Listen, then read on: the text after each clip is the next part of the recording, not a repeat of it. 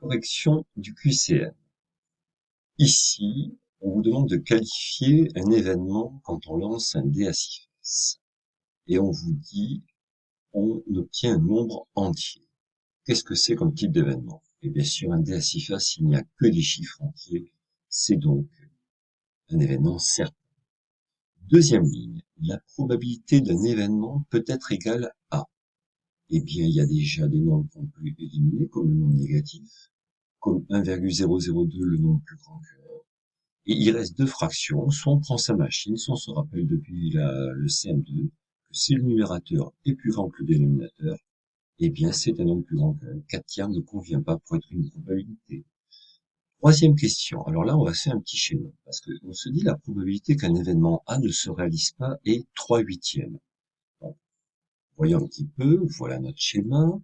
On imagine toutes les issues possibles d'une expérience, et on vous dit que si on n'a pas l'événement A, ça correspond à 3/8.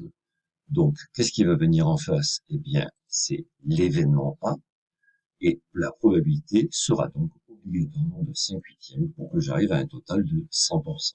Donc ici, la bonne réponse était la probabilité que A se réalise est égale donc à 5/8.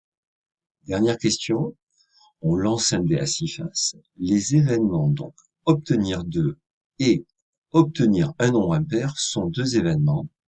Vous avez 4 mots.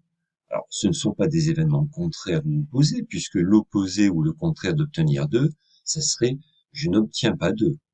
Et je n'obtiens pas 2 n'est pas forcément un nombre impair.